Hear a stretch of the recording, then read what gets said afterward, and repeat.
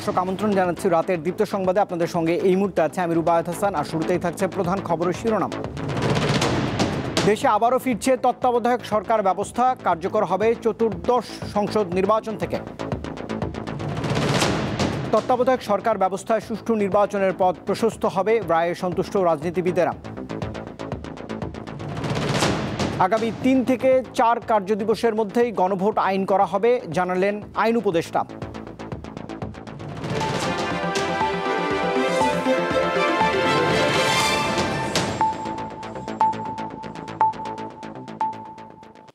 এবারে পুরো আয়োজন। দেশে আবারও ফিরছে নির্বাচনকালীন তত্ত্বাবধায়ক সরকার ব্যবস্থাপনা। এটি কার্যকর হবে চতুর্দশ জাতীয় সংসদ নির্বাচন থেকেই। বৃহস্পতিবার আপিল বিভাগ সংবিধানের ত্রয়োদশ সংশোধনী বৈধ ঘোষণা করায় নির্বাচনকালীন তত্ত্বাবধায়ক সরকার ব্যবস্থা পুনর্বহাল হয়। 2011 সালে এই ব্যবস্থা বাতিল করেছিল দেশের সর্বোচ্চ আদালত। 2011 সালের তত্ত্বাবধায়ক সরকার ব্যবস্থা বাতিল করে সংখ্যাগরিষ্ঠতার ভিত্তিতে রায় দেয় সাবেক প্রধান বিচারপতি ABM খায়রুল হকের নেতৃত্বাধীন আপিল বিভাগের পূর্ণাঙ্গ বেঞ্চ। এরপর আওয়ামী লীগ সরকারের অধীনে 3টি জাতীয় নির্বাচন অনুষ্ঠিত হয়। এসব নির্বাচনে সবার অংশগ্রহণ ছিল না, ভোট নিয়েও নানা বিতর্ক রয়েছে। গত বছরের জুলাই আন্দোলনে আওয়ামী লীগ সরকার ক্ষমতাচ্যুত হওয়ার পর সর্বোচ্চ আদালতে আবার উঠে আসে তত্ত্বাবধায়ক সরকার ব্যবস্থার বিষয়টি। তারই ধারাবাহিকতায় সংবিধানের ত্রয়োদশ সংশোধনী বাতিলের সিদ্ধান্তের বিরুদ্ধে রায় দিল দেশের সর্বোচ্চ আদালত। তবে আসন্ন জাতীয় সংসদ নির্বাচনে বাস্তবায়ন হচ্ছে না এই ব্যবস্থা। রায়ে সন্তুষ্টি প্রকাশ করে আপিলকারীদের আইনজীবীরা জানান, এই রায়ের মধ্য দিয়ে রাজনৈতিক দলগুলোর ঐক্যমত্য সৃষ্টি হয়েছে। বিচারপতি ABM খায়রুল হক সাহেবের যে রায়ের মাধ্যমে নির্দলীয় তত্ত্বাবধায়ক সরকার ব্যবস্থা বাতিল করেছিলেন, সেটি আজকে ফিরে এলো তাৎক্ষণিকভাবে। তবে এই রায়ের কার্যকারিতা হিসেবে পরবর্তী নির্বাচন হবে 2026 সালের ফেব্রুয়ারি মাসে অনুষ্ঠিতব্য নির্বাচনের পরে। শেষ পর্যন্ত এখানে আমরা আসলাম ফিরে। পরবর্তী দায়িত্ব হবে সকলে মিলে Democratic environment in the society, free fair election and credible election ব্যবস্থাকে সকলে মিলে শক্তিশালী করা। এখানে দলগত বিষয় নয়, জামাত কিংবা বিএনপি বা অন্য দলের বিষয় নয়, রাষ্ট্রের বিষয়, সংবিধানের বিষয়। আজকে আপিল বিভাগ একটা সুযোগ পেয়েছেন, এই যে ক্ষতিটা বাংলাদেশের করা হয়েছিল সুপ্রিম কোর্টের মাধ্যমে, সেই ক্ষতিটা সংশোধন করার, এবং ওনারা যথাযথভাবে এটা সংশোধন করেছেন, কারণ ওনারা রায়টা সম্পূর্ণভাবে বাতিল করেছেন। খুবই খুশি যে আমরা যেভাবে প্রার্থনাগুলো আদালতের কাছে করেছিলাম, আদালত রায় ঠিক সেভাবেই দিয়েছেন। অ্যাটর্নি জেনারেল জানিয়েছেন, ত্রুটিপূর্ণ ও কলঙ্কিত বলেই আগের রায় বাতিল করেছে দেশের সর্বোচ্চ আদালত। তত্ত্বাবধায়ক সরকার বিলোপ করে যে নির্বাচন হয়েছিল, বাংলাদেশের গণতন্ত্রের যে কবর রচিত হয়েছিল, আর তত্ত্বাবধায়ক সরকার পুনর্বহাল হওয়ার পরে গণতান্ত্রিক পথে বাংলাদেশ, মহাসড়কে বাংলাদেশ হাঁটবে, 1996 সালের ত্রয়োদশ সংশোধনের মাধ্যমে আনা হয়েছিল। সেইটাকে সংবিধানের সাথে সাংঘর্ষিক না বলে এটাকে সাংবিধানিক হিসেবেই ঘোষিত হলো। আদালতের এমন রায় রাজনৈতিক পরিস্থিতির উপর নির্ভর করে না বলেও মন্তব্য করেন তিনি। 14 বছর পর আপিল বিভাগের রায়ে তত্ত্বাবধায়ক সরকার ব্যবস্থা পুনরায় ফিরে এলেও আগামী চতুর্দশ জাতীয় সংসদ নির্বাচনের আগ পর্যন্ত বাংলাদেশের সংবিধানে তা থাকছে ঘুমন্ত অবস্থায়। তবে বাংলাদেশের গণতন্ত্র প্রতিষ্ঠায় এই রায়কে অন্যতম সহায়ক হিসেবে দেখছেন আপিলের আবেদনকারীরা। বাংলাদেশ সুপ্রিম কোর্ট থেকে মাহিদুর রহমান, দীপ্ত সংবাদ, ঢাকা। তত্ত্বাবধায়ক সরকার ব্যবস্থা পুনর্বহাল করার রায়ে সন্তোষ প্রকাশ করেছেন রাজনীতিবিদ ও নির্বাচন বিশেষজ্ঞরা। বৃহস্পতিবার আপিল বিভাগের রায়ের পর তারা জানিয়েছেন, তত্ত্বাবধায়ক ফেরায় সুষ্ঠু ও নিরপেক্ষ নির্বাচনের পথ প্রশস্ত হবে। সংবিধানের ত্রয়োদশ সংশোধনী বাতিলের মাধ্যমে তত্ত্বাবধায়ক সরকার ব্যবস্থা পুনর্বহালের রায়কে ঐতিহাসিক আখ্যা দিয়েছেন সুজন সম্পাদক বদিউল আলম মজুমদার। সর্বোচ্চ আদালতের রায়ের পর তিনি বলেন, এতে দেশের সুষ্ঠু ও নিরপেক্ষ নির্বাচনের পথ সুগম হবে। এই তত্ত্বাবধায়ক সরকার ব্যবস্থা বাতিলের মাধ্যমে নির্বাচন ব্যবস্থাকে নির্বাচনে পাঠিয়ে দেওয়া হয়েছিল, যার ফলে 3টি নির্বাচন আমাদের বিতর্কিত নির্বাচন হয়েছে, জালিয়াতি নির্বাচন হয়েছে। তো আমরা আশা করি তার অবসান ঘটবে। আমরা ভবিষ্যতে এর মাধ্যমে এই রিভিউ পিটিশন গ্রহণের মাধ্যমে আমাদের সুষ্ঠু নিরপেক্ষ নির্বাচনের পথ সুগম হবে। রায়কে স্বাগত জানিয়ে বিএনপির স্থায়ী কমিটির সদস্য আমির খসরু মাহমুদ চৌধুরী বলেন, অন্তর্বর্তীকালীন সরকারের অধীনে অনুষ্ঠিত হতে যাওয়া ত্রয়োদশ নির্বাচনকে নিরপেক্ষভাবে তত্ত্বাবধায়ক সরকারের মতো করেই সম্পন্ন করতে হবে। যারা নির্বাচনকালীন সরকারে থাকবে তাদের নিরপেক্ষতা নিয়ে যাতে কোনো প্রশ্ন না ওঠে, এই জন্য অন্তর্বর্তীকালীন সরকারকে আমি অনুরোধ করব, কেয়ারটেকারের সরকারের আদলে এখন থেকে, আজকের থেকে নির্বাচনের দিন পর্যন্ত সরকার পরিচালনা করুন। জামায়াতে ইসলামীর সহকারী সেক্রেটারি জেনারেল এহসানুল মাহবুব জুবায়ের জানান, এই রায়ের ফলে তত্ত্বাবধায়ক সরকারবিহীন বিগত নির্বাচনগুলো কলঙ্কিত নির্বাচন হিসেবে চিহ্নিত হয়েছে। কেয়ারটেকার সরকার পুনঃপ্রতিষ্ঠা হওয়ার মাধ্যমে আমরা মনে করি গণতন্ত্র তার ইতিবাচক ধারায় ফিরে আসবে। বাংলাদেশের মানুষ তার ভোটাধিকার নিয়ে আর সন্দেহের মধ্যে থাকবে না। এই কেয়ারটেকার সরকার হাসিনা সরকার ক্ষমতায় আসার পরে তারা বাতিল করেছেন এবং এরপরে যে 3টি নির্বাচন হয়েছে বাংলাদেশের ইতিহাসের সবচেয়ে কলঙ্কিত 3টি নির্বাচন। তত্ত্বাবধায়ক সরকার ব্যবস্থা বাতিলের ফলে শেখ হাসিনা স্বৈরাচার হওয়ার সুযোগ পেয়েছিল বলেও মন্তব্য করেন জামায়াতের এই নেতা। যে সবাইকে ধন্যবাদ। হেদায়েতুল্লাহ সীমান্ত, দীপ্ত সংবাদ, ঢাকা। তত্ত্বাবধায়ক সরকার ব্যবস্থাপনা নিয়ে উচ্চ আদালতের রায়কে ইতিবাচক হিসেবেই দেখছে নতুন রাজনৈতিক দল এনসিপি। তবে জুলাই সনদে যেভাবে রয়েছে সেভাবেই এই সরকার গঠনের দাবি জানিয়েছে এই দলটির নেতারা। এদিকে এনসিপির মনোনয়নপত্র সংগ্রহ জমা দেওয়ার শেষ দিন ছিল আজ। শিগগিরই প্রাথমিক প্রার্থী তালিকা প্রকাশ করা হবে এই দলটির পক্ষ থেকে। বৃহস্পতিবার বিকালে দলের অস্থায়ী কার্যালয়ে এক জরুরি সংবাদ সম্মেলনের আয়োজন করে জাতীয় নাগরিক পার্টি এনসিপি।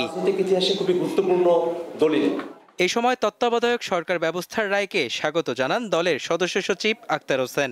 তবে বলেন, ত্রয়োদশ সংশোধনী অনুযায়ী তত্ত্বাবধায়ক সরকার চান না তারা। জুলাই সনদে যে প্রক্রিয়ায় তত্ত্বাবধায়ক সরকারকে ফিরিয়ে নিয়ে আসার কথা বলা হয়েছে, সামনের দিনে তত্ত্বাবধায়ক সরকারকে সেই প্রক্রিয়াতেই গঠন করতে হবে, এই আহ্বান এবং এই বাধ্যবাধকতার কথা জানিয়ে আমরা আমাদের আজকের যে রায় সেটাকে আমরা স্বাগত জানাচ্ছি। পাশাপাশি জুলাই সনদে থাকা অস্পষ্ট বিষয়গুলোর ব্যাখ্যা সরকারকে দ্রুত সময়ের মধ্যে দেওয়ার আহ্বান জানান তিনি। যারা ক্ষমতাপ্রাপ্ত হবেন তারা তাদের মতো করে ব্যাখ্যা করে তাদের মতো করে সেটাকে বাস্তবায়ন করার, নিজস্ব দলীয় এজেন্ডা হিসেবে সেটাকে নিয়ে আসার মতো সুযোগটা জুলাই সনদের ভাষ্যের মধ্যে রয়ে গেছে। সে কারণেই আমরা সরকারের কাছে আহ্বান জানিয়েছি যে আদেশ জারি করা হয়েছে, সে আদেশের মধ্যে যে অস্পষ্টতাগুলো আছে সেই অস্পষ্টতাগুলো যদি দূরীকরণ করা হয়, জুলাই সনদে স্বাক্ষর করতে আমাদের কোনো বাধা থাকবে না। এদিকে সন্ধ্যায় এনসিপি কার্যালয় থেকে মনোনয়নপত্র সংগ্রহ করেন দলের কেন্দ্রীয় নেতা সহ কয়েকজন।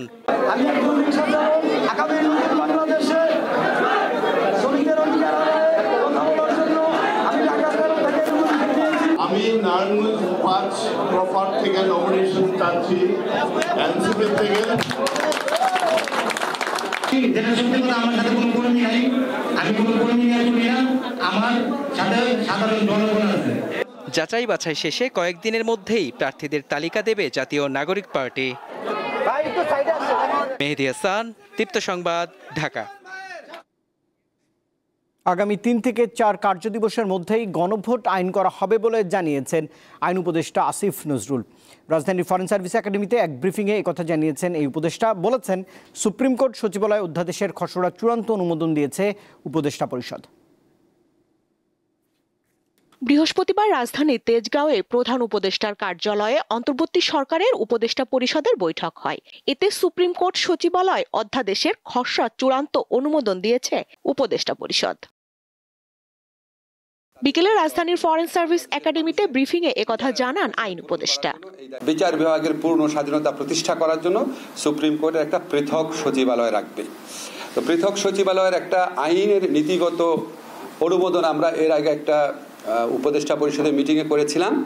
আজকে আমাদের মাননীয় প্রধান উপদেষ্টার সভাপতিত্বে অনুষ্ঠিত উপদেষ্টা পরিষদের বৈঠকে এটা চূড়ান্তভাবে অনুমোদিত হয়েছে। আগামী 3 থেকে 4 কার্যদিবসের মধ্যে গণভোট আইন করা হবে জানিয়ে তিনি বলেন, শেখ হাসিনা ও আসাদুজ্জামান খান কামালকে ফেরাতে সর্বোচ্চ চেষ্টা চালাচ্ছে অন্তর্বর্তী সরকার। গণভোট আইন আমরা খুব দ্রুত করতে যাচ্ছি, এই উইকে করে ফেলবো। ধরেন আজকে কি বার, বৃহস্পতিবার, তো ধরেন আগামী 3-4 কার্যদিবসের মধ্যে হয়ে যাবে। আওয়ামী লীগ নেত্রী শেখ হাসিনা এবং সাবেক স্বরাষ্ট্রমন্ত্রী আসাদুজ্জামান কামাল, ওনাদের এক্সট্রাডিশনের জন্য আমরা চিঠি দিচ্ছি। তিনি বলেন, এখন থেকে নিম্ন আদালতের বিচারক নিয়োগ, বদলি ও অন্যান্য বিষয় এবং আদালতের নিয়ন্ত্রণ ও শৃঙ্খলা সুপ্রিম কোর্ট সচিবালয়ের হাতে ন্যস্ত থাকবে। সুপ্রিম কোর্টের সাথে পরামর্শক্রমে গেজেট নোটিফিকেশনের মাধ্যমে কার্যকর করব। স্বস্তিকা সিংহ, দীপ্ত সংবাদ, ঢাকা। বিষয়াদি গেজেট নোটিফিকেশন।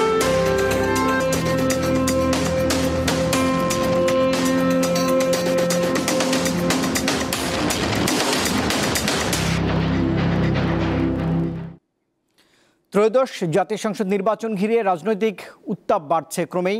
গাইবান্ধা 5 আসনে মাঠের সরব বিভিন্ন রাজনৈতিক দলের সম্ভাব্য প্রার্থীরা, প্রধান দলগুলোর মনোনয়ন প্রত্যাশীরা এরই মধ্যে মাঠ চষে বেড়াচ্ছেন, করছেন সভা সমাবেশ, উঠান বৈঠক।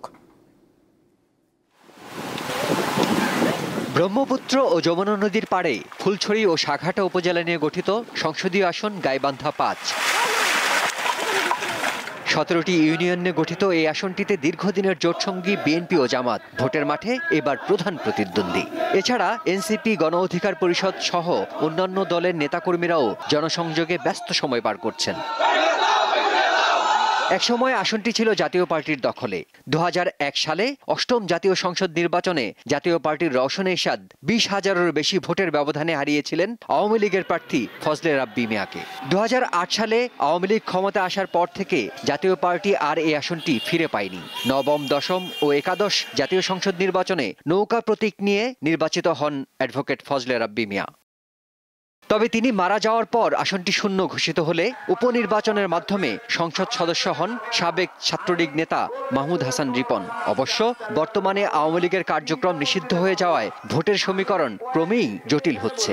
যে লোকে এখন এসে আমাদের পাশে দাঁড়ায় ভোট দাও ওই ব্রিজ থেকে ওই কালীবাড়ি পর্যন্ত যাই এই মহল্লার এই আস্থাটা করে দিতে পারবে, তাকে আমরা ভোট দেবো। যাই আমাদের কৃষকের সুবিধা দিয়ে দেখবে, আমরা তাকে ভোট দেবো। শহরের মধ্যে যারা একটা হাসপাতাল করে দেবে, যারা উন্নতমান কাজ করবে, আমার কাছে তাদের দরকার। ভোটের সময় সকালে এসে হাত পা ধরে, আর ভোট হইলে গেলে আর আমার খোঁজ খবর করে না।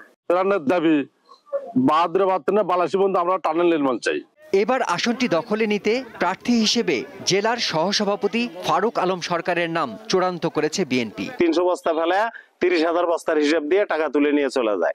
এইভাবে কাজ করলে চলবে না। আমি ইনশাল্লাহ এটি গ্যারান্টি দিতে পারি যে নদী ভাঙ্গন রোধে যত কোটি টাকা বরাদ্দ হবে, এই টাকার পাই টু পাই কাজ নদীর ভাঙ্গনের জন্য এখানে ব্যয় করা হবে এবং নদী শাসন সুন্দরভাবে করা হবে।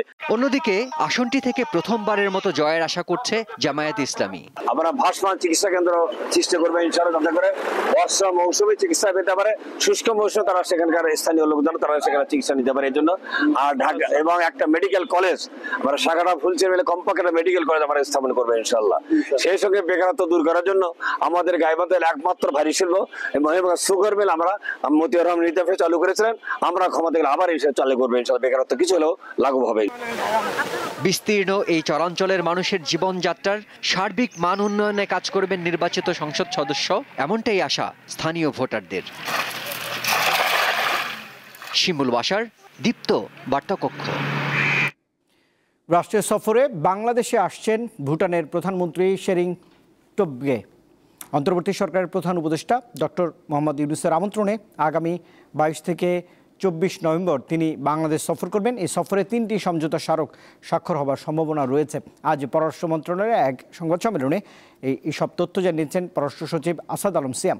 সফরে ভুটানের প্রধানমন্ত্রীর সঙ্গে 13 সদস্যের উচ্চ পর্যায়ের একটি প্রতিনিধি দলও থাকবে, যার মধ্যে রয়েছেন ভুটানের পররাষ্ট্র ও বৈদেশিক বাণিজ্য মন্ত্রী এবং শিল্প বাণিজ্য কর্মসংস্থান মন্ত্রী সহ শীর্ষ সরকারি কর্মকর্তারা। পররাষ্ট্র সচিব বলেছেন, বাংলাদেশ ভুটান সম্পর্ক ঐতিহাসিকভাবে অত্যন্ত ঘনিষ্ঠ ও আন্তরিক। কূটনৈতিক সম্পর্ক স্থাপনের পর থেকেই দুই দেশের মধ্যে ধারাবাহিক উচ্চ পর্যায়ের সফর বিনিময় এই বন্ধুত্বকে আরও গভীর করেছে।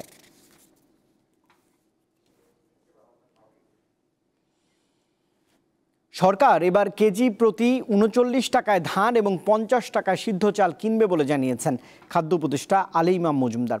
তিনি বলেছেন, আমন সংগ্রহ শুরু হয়েছে এরই মধ্যে। ফেব্রুয়ারিতে যেহেতু নির্বাচন, তাই আগেভাগেই সংগ্রহ শেষ করা হবে। বৃহস্পতিবার সচিবালয়ে আমন সংগ্রহ অভিযান নিয়ে সাংবাদিকদের ব্রিফিংয়ে এসব তথ্য জানিয়েছেন খাদ্য উপদেষ্টা। বলেছেন, আমন ধান বেশি পরিমাণে কেনা হবে এবার। ধান ও চালের মধ্যে আগে সংগ্রহের ক্ষেত্রে আনুপাতিক হারে ব্যবধান থাকতো, এবার তা হবে না, যা কৃষকদের উৎসাহিত করছে। জানিয়েছেন, 39 টাকা কেজিতে ধান, সিদ্ধ চাল 50 টাকা এবং আতপ চাল 49 টাকা কেজি দরে এবার সরকারের পক্ষ থেকে কেনা হবে।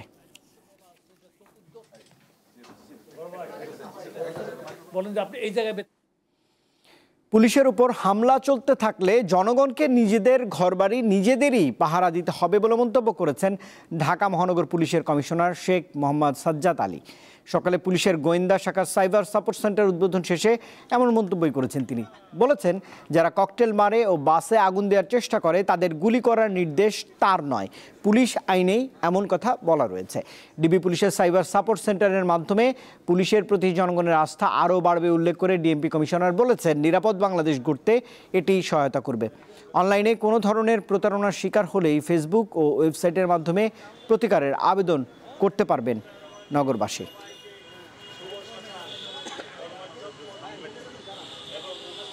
যদি আমার অফিসারদের মনোবল ঠিক না থাকে, আপনারা দেখছেন 5ই আগস্টের পরে আমি নিজে রাত্রে দেখেছি 80 বছরের বৃদ্ধ লোককেও বাঁশের লাঠি নিয়ে মহল্লার মধ্যে মহল্লা পাহারা দিতে হচ্ছে।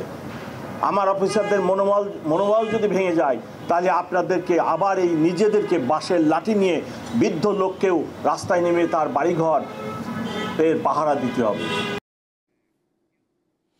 ডেঙ্গু আক্রান্ত হয়ে দেশে আরও 4 জনের মৃত্যু হয়েছে। এতে চলতি বছর মশাবাহিত এই রোগে মৃতের সংখ্যা বেড়ে হয়েছে 353 জন। স্বাস্থ্য অধিদপ্তরের বৃহস্পতিবারের বুলেটিনে বলা হয়েছে, গত একদিনে মারা যাওয়া 4 জনের 2 জন ঢাকা দক্ষিণ সিটির, 1 জন চট্টগ্রাম বিভাগের এবং 1 জন ময়মনসিংহ বিভাগের বাসিন্দা ছিলেন। এছাড়া গত 24 ঘন্টা হাসপাতালে ভর্তি হয়েছে 745 জন ডেঙ্গু রোগী। তাতে এবছর ডেঙ্গু নিয়ে হাসপাতালে ভর্তি রোগীর মোট সংখ্যা বেড়ে দাঁড়িয়েছে 88,457 জনে। আন্তর্জাতিক প্রসঙ্গ। চলমান যুদ্ধবিরতির মধ্যেই ফিলিস্তিনের গাজা উপত্যকায় ফের হামলা চালিয়েছে ইসরায়েলের প্রতিরক্ষা বাহিনী IDF। এতে নিহত হয়েছে অন্তত 28 জন এবং আহত হয়েছে কমপক্ষে 77 জন। বুধবার গাজার দক্ষিণাঞ্চলীয় শহর খান ইউনিসের আল মাওয়াসি এলাকায় 3টি লক্ষ্যবস্তু সহ গাজা সিটির পূর্বাঞ্চলীয় এলাকা সুয়াইয়া এবং জয়তুনের একটি ভবনেও হামলা হয়। এই এক বিবৃতিতে IDF জানিয়েছে, সবগুলো হামলায় হয়েছে হামাসকে লক্ষ্য করে। এই হামলায় যুদ্ধবিরতির লঙ্ঘন হয়নি বলেও দাবি IDF-এর। আল জাজিরা বলছে, গত 10 অক্টোবর থেকে এ পর্যন্ত 40 দিনে গাজায় মোট 393 বার যুদ্ধবিরতির শর্ত ভঙ্গ করেছে ইসরায়েলি দখলদার বাহিনী।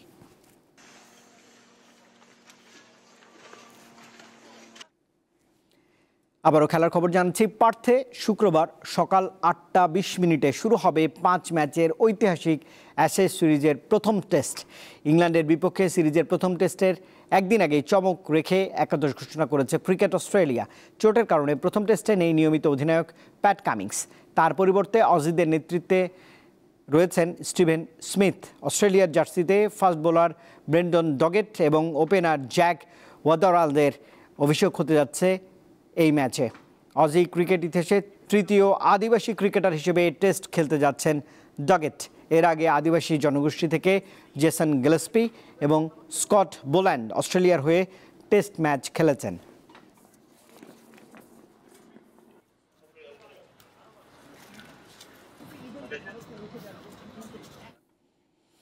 দর্শক, এই খবরের সঙ্গেই শেষ করছি রাতের দীপ্ত সংবাদ। শেষ করার আগে প্রধান খবরের শিরোনাম থাকছে আরেকবার। দেশে আবারও ফিরছে তত্ত্বাবধায়ক সরকার ব্যবস্থাপনা, কার্যকর হবে চতুর্দশ জাতীয় সংসদ নির্বাচন থেকে। তত্ত্বাবধায়ক সরকার ব্যবস্থায় সুষ্ঠু নির্বাচনের পথ প্রশস্ত হবে, রায়ে সন্তুষ্ট রাজনীতিবিদেরা। আগামী 3 থেকে 4 কার্যদিবসের মধ্যেই গণভোট আইন করা হবে, জানালেন আইন উপদেষ্টা।